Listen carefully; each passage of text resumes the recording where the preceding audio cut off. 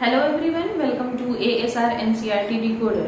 सो आज हम लोग देखने जा रहे हैं हमारा एसोफेगस और हमारा स्टमक, है ना। जैसे हम लोग पहले वीडियो में टंग पढ़ चुके हैं। टंग क्या है? एक मस्कुलर ऑर्गन जो खाने को मिक्स करने में आपको हेल्प करता है। इवन दो जो टंग है वो स्वेलो करने में भी हेल्प करता है। तो स्वेलो करने में क्या क्या हेल्प कर रहा है? Your tongue together with your upper palate, मतलब दोनों मिलकर के उसको स्वेलो करते हैं, है ना। तो यहाँ तक तो हम लोग पढ़ चुके थे कि हमारा टंग जो है वो डिफरेंट एक्चुअली पहले हम लोग को ये बताया जाता था कि हमारा जो टंग है उसका जो टिप है वो शुगर स्वीट वाले टेस्ट को फील कर पाता है। एंड जो हमारी जीभ के अलग अलग पोर्शन है वो अलग अलग टेस्ट को फील कर पाते हैं। लेकिन फिर बाद में साइंटिस्ट ने बताया कि ऐसा नहीं है, आपका पूरा जीभ हर तरह का टेस्ट को फील कर सकता है, मतलब टेस्ट कर सकता है चीजों को। बट कंडीशन इज व्हाट कि if you test your sweetest food with the tip of your tongue तो you feel it's a sweetest one. मतलब कि अगर आप मीठे खाने को अपने जीभ के फ्रंट टीक से अगर उसको लिक करते हो तो देन यू फील कि हाँ वो खाना आपका कैसा है, वो स्वीटेस्ट है, ठीक है। तो खैर हम लोग अब ओएसोफेगस पढ़ने जा रहे हैं। What the ओएसोफेगस is? ओएसोफेगस एक पाइपलाइन है जो आपके बक्कल कैविटी से निकल के यहाँ जो आपका जो खुलता है आपका फूड एंड नोज टुगेदर, तो यहाँ से एक पाइपलाइन चल के आती है and it goes to the stomach, पेट को जाके चिपकती है। तो ये वाली जो पाइपलाइन है, the red colour of the pipeline you are able to see, ये पाइपलाइन ये चल के आ रही है, this is known as oesophagus, है ना। तो देखिए अभी सबसे बड़ा कंफ्यूजन क्या होता है, जैसे आप लोग कभी कभी सोचते हो कि भाई हमारा ओएसोफेगस, हमारा वेट पाइप, हमारा ट्रैकिया, हमारा लंग्स, हमारा स्टमक कैसे अरेंज है। तो यहाँ देखिए यहाँ ब्लू कलर से ड्रॉ किया हुआ है। ये जो नाक का जो आपका पैसेज है वो क्या हो जाता है, वो यहाँ कॉमन पैसेज है। ये दोनों माउथ है नाक का, दोनों का कॉमन पैसेज है। तो नाक की जो कंडीशन है, ये देखिए यहाँ पे नाक की जो कंडीशन है वो क्या हो जाएगी, वो मिक्स हो जाएगी इससे, और ये चल करके कहाँ आ जाएगी, आपके विंड पाइप में। एंड विंड पाइप से होते हुए आपके राइट लंग्स और आपके लेफ्ट लंग में, ठीक है। This is the pipeline for the right lung and left lung. तो ये जो है आपका क्या है, ब्रोंकिया या प्राइमरी ब्रोंकिया जो डिवाइड होगा आगे जाकर के, ठीक है। तो ट्रैकिया जो है वो डिवाइड हो रहा है यहाँ पे, इसको ये तो फिफ्थ थोरैकिक बोन के पास होता है, हम लोग जब रेस्पिरेशन पढ़ेंगे तो पढ़ लेंगे। लेकिन हम लोग क्या देख रहे हैं कि हमारा जो नाक का कनेक्शन है वो विंड पाइप से, जैसे आप यहाँ पे छू के देखो, इट फील्स सो हार्ड, है ना, ये हार्ड फील होता है। तो विंड पाइप आगे है और विंड पाइप के पीछे आपका फूड पाइप है, ठीक है।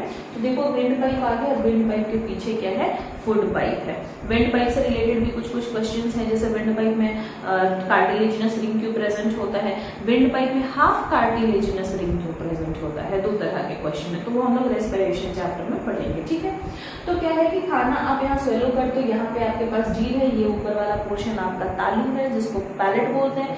The front one is a hard palate, lower one is the soft palate. और यहाँ पे एक लटकता हुआ आपको सॉफ्ट पैलेट का कंडीशन मिलेगा, दैट इज वोल्वा। तो आप निकलते हो देखते हो कभी वो एड में लगे हो, खिच जो है एक वायरस होता है, वो आपके जो कंठ का जो घंटा होता है उसमें पकड़ के वो लटक रहा होता है, फिर आप खिच वो दूर करने के लिए विक्स खाते हो, फिर वो निकल के चला जाता है, आप है ना, मर जाता है वो विक्स की वजह से।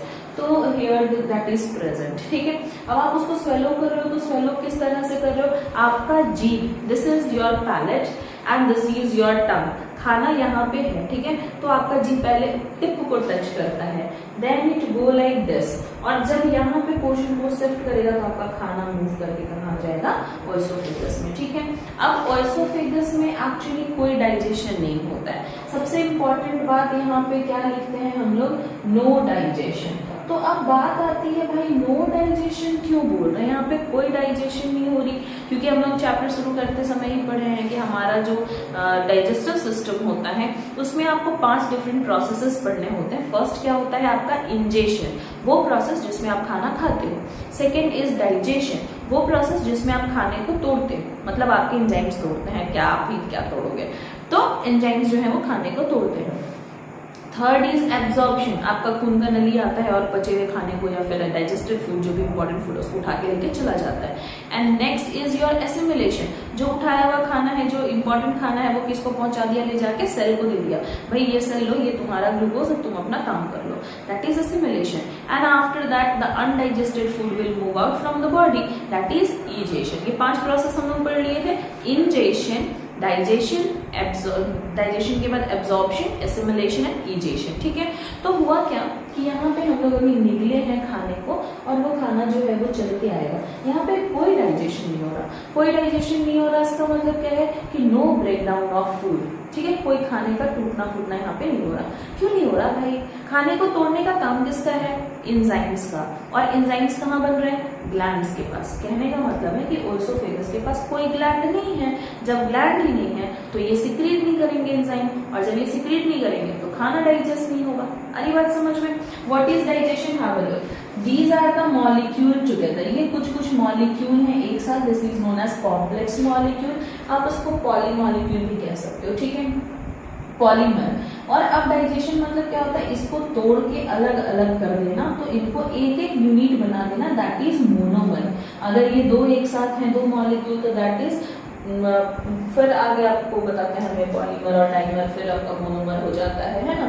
तो कहने का मतलब है प्रॉपर डाइजेशन का मतलब क्या है? वो क्यों डाइजेस्ट कर रहा है भाई? तो वो इतने कॉम्प्लेक्स चीजों को तोड़ के सिंपलर चीज में बदलना चाह रहा है, सिंपलेस्ट करना चाह रहा है, ताकि आपके खून की नली आए और ये सिंपल वाले मॉलिक्यूल उठाए और उठा के लेके चली जाए, ठीक है। क्यों चली जाए? कि भाई हमारे सेल को ये सिंपल वाला मॉलिक्यूल ही चाहिए, वो इतने कॉम्प्लेक्स मॉलिक्यूल से काम नहीं कर पाएंगे, उनको सिंपल मॉलिक्यूल पहुंचाना होगा, और सिंपल मॉलिक्यूल पहुंचाने के लिए कॉम्प्लेक्स को तोड़ के सिंपल बनाना होगा। तो कॉम्प्लेक्स को तोड़ के सिंपल कौन बनाएगा? आपके एंजाइम्स। जब आपके कॉम्प्लेक्स मॉलिक्यूल्स जो हैं, मतलब गुथा हुआ रस्सी जो है वो खुल करके छोटे छोटे टुकड़े में बट गया, तो then it is very easy to find out. तो उसको उठाना बहुत आसान हो गया। आपकी खून की नली आई, सबको उठाई और लेके चली गई। Then transfer to the cell, particularly सब सेल को दे दिया। सेल ने क्या किया? ग्लूकोज को थोड़ा फटाफट से बनाया, ATP, carbon dioxide and water, and after that वो एटीपी आपको मिल गई काम करने के लिए। और जो हमारे काम का ही नहीं था, that is all ejected from the body, ठीक है। तो कहने का मतलब है सबसे इंपॉर्टेंट पॉइंट ओसोफेगस में क्या है? ओसोफेगस एक पाइप है जो आपके मुंह से चल के आपके पेट को खुलती है, ठीक है। सेकेंड लाइन कि ये डिसेंड करती है नीचे की तरफ, और ये एक स्ट्रेट पाइप लाइन है।